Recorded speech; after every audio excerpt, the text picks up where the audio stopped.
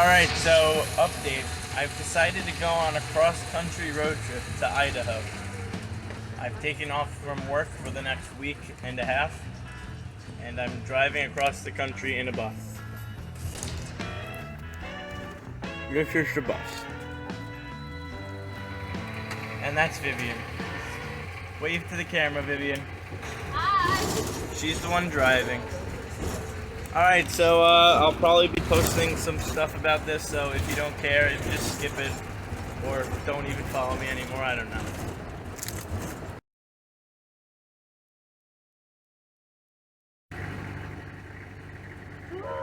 What? What's wrong? She was telling me about how I need to pretend I'm driving a bus and take the turns extra slow and wide. He's gonna kill us. It's gonna be great. Okay, hello everyone. We just went into Planet Fitness to shower because Vivian got a black card, so both of us are allowed to shower at Planet Fitnesses across the country, which is the plan. Last night was the coldest it's ever been in the bus. We woke up like 3 times. It was absolutely freezing. It's so cold that this morning the bus wouldn't start, and we're hoping that it's because diesel fuel freezes when it's really cold. So it's a little warmer now, and we're gonna see if she starts. So wish us luck. Hey guys, so I figured I'd give you an idea of what it looked like when we were getting ready for bed, because there was no heat in the bus, and it was, like I said, absolutely freezing. So obviously you got your sweatpants on, a t-shirt, obviously. Then you're probably going to put something like this on. A little white jacket that I had. So most of this stuff is already on, by the way, because we're freezing. But so you have this. Obviously you zip it up, but I don't care right now. Then you put on a hoodie.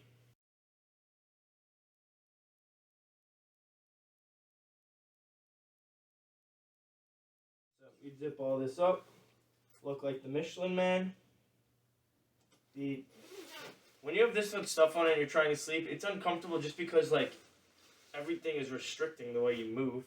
So, as most of you know, for whatever reason, you don't have organs in your legs, I guess is the reason. You don't really need your legs to be as warm. So pretty much this and another pair of pajama pants on top would be good enough. Yep, so we pretty much look like this. This is how we went to bed. I think that night I actually wore gloves while I was sleeping, because my hands are always cold. So this is what you look like. You look like the Michelin Man. And you have to sleep like this. And it was terrible. And it was really cold. So now you know. We should call around and see if we have a starter. I think I should start with taking it off first. Okay, so the status update now is that the battery's not broken and it's not the oil. My mom pays for AAA, like, roadside assistance. Shout out, Mom. So we called them, and the guy looked at the bus and said that our starter's broken. So now we're going to try and buy a starter and change the starter. Wish us luck. Okay, we called an auto parts store. That's literally like half a mile away. We have this bike here. I'm going to take the bike to the auto parts store and get the damn part. And Vivian's going to start taking the other part off. I really hope this is what's wrong, otherwise we're just gonna die.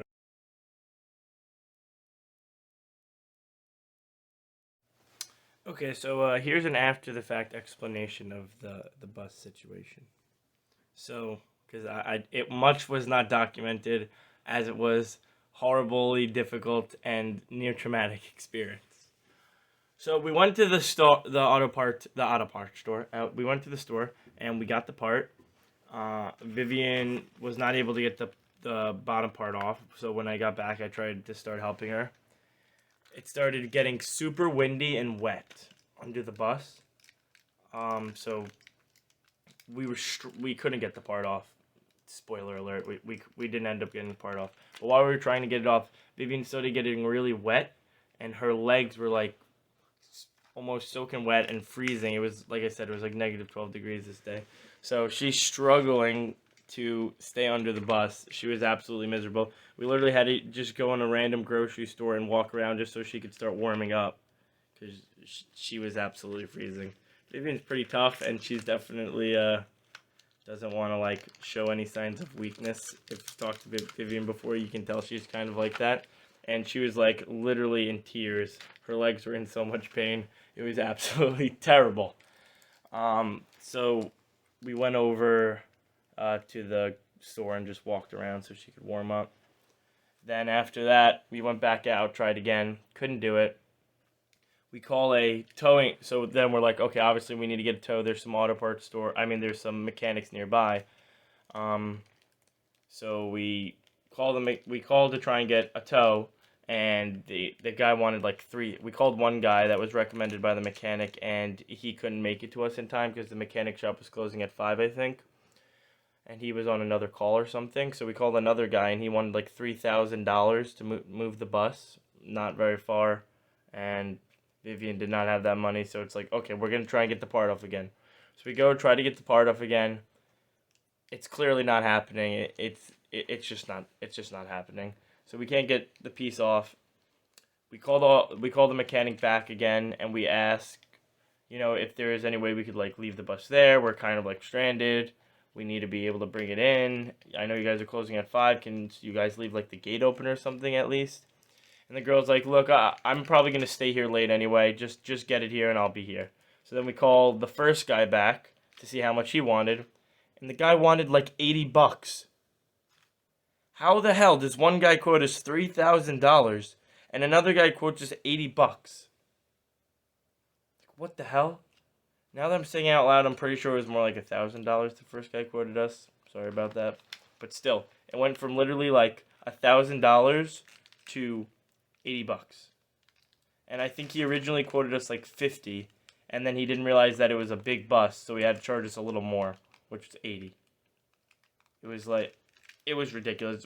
I'm pretty sure the first guy could tell that we were in trouble because she kind of like told him that we were stranded, and I think he actually was trying to take advantage of us.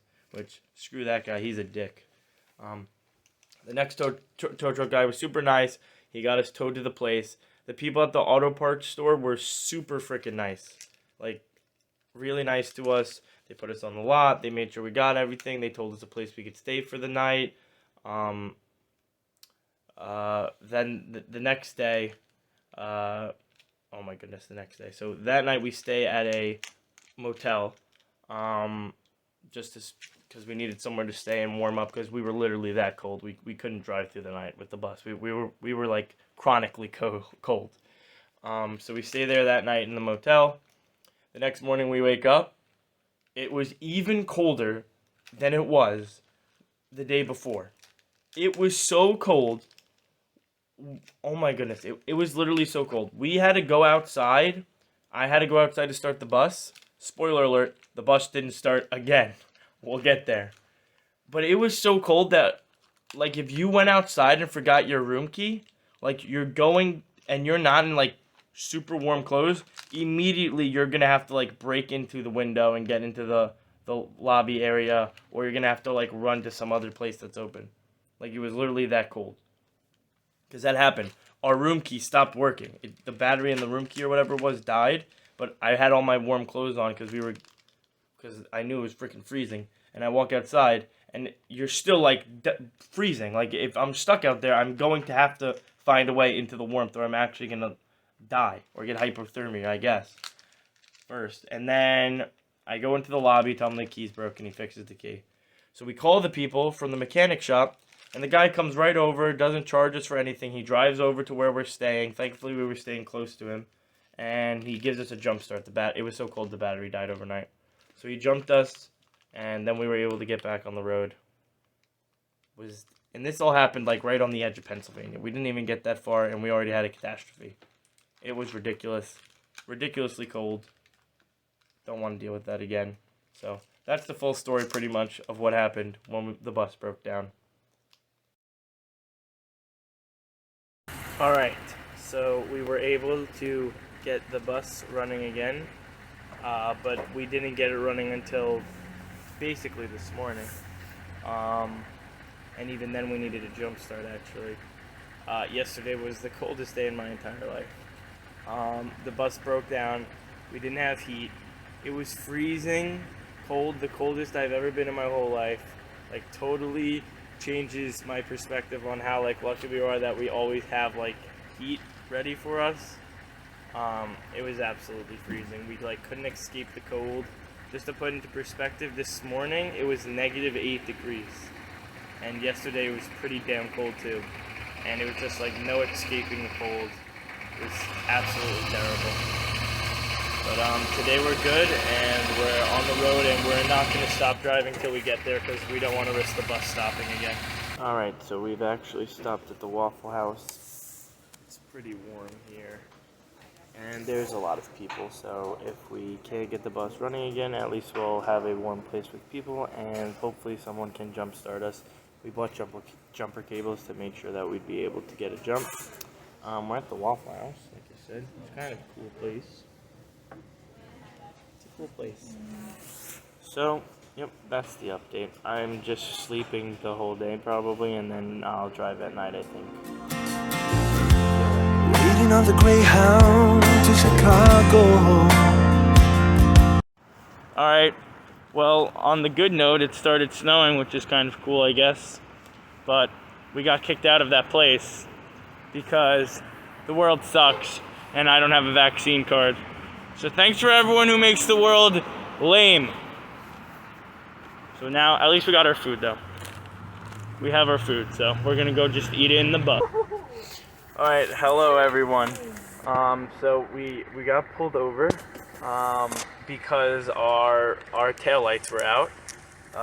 The cop was nice and just told Vivian to pull over and pull over to a Walmart, but it's 3 in the morning, so we can't get anything at the Walmart. So we're just gonna sleep here until daylight. I was hiding under the blankets because there's obviously only one seat in the bus, and I'm just laying in the bed without a seatbelt. So it was like when you're 8 years old playing hide and seek, and you're in the closet, and the person trying to find you is right in front of the closet, and you're trying not to breathe too much so he doesn't hear you. It was like that, but in real life, hiding from a cop. But he seemed pretty cool, so he might have not cared. So now we're just gonna sleep here until the morning. So we'll be freezing our asses off. What the f?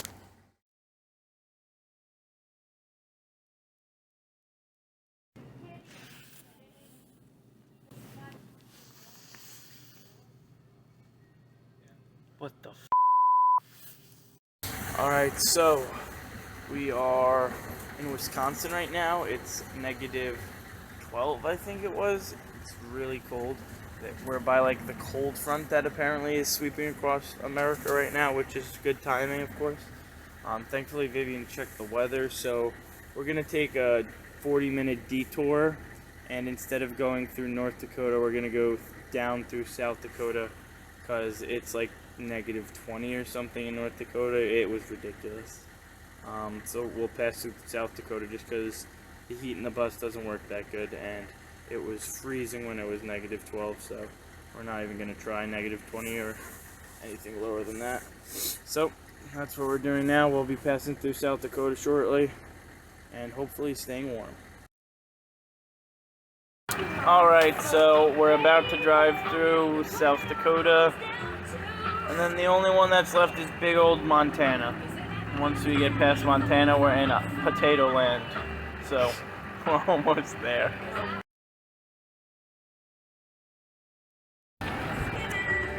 How you liking the lipstick? What?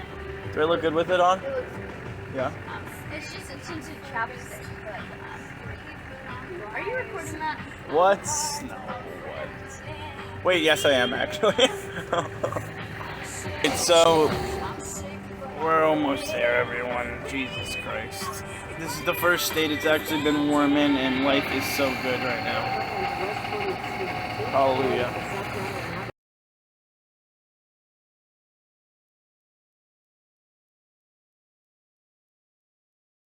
So much open space.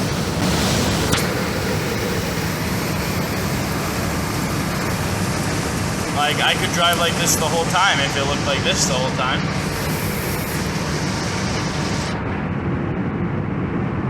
It's great.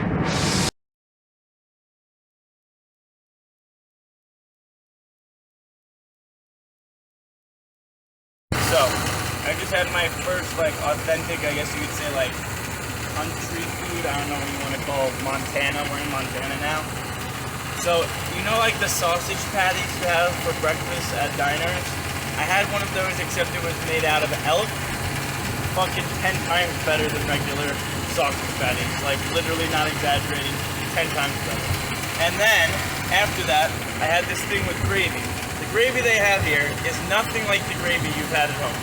Like, not even close. It's not like gravy that looks like it came out of the can. They like make it out of like animal organs and stuff, or cream. I don't know. It's fucking literally also 10 times better than gravy I've had ever before. So best sausage I've ever had and best gravy I've ever had. Montana's doing good so far. Your life is a lie. Gravy is not supposed to be the way it is. You knew it.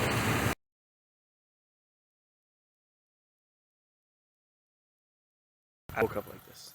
We made it to Vivian's house last night. We were so tired I didn't even record anything. My phone died. We were just driving through the night. We came home, crashed right away.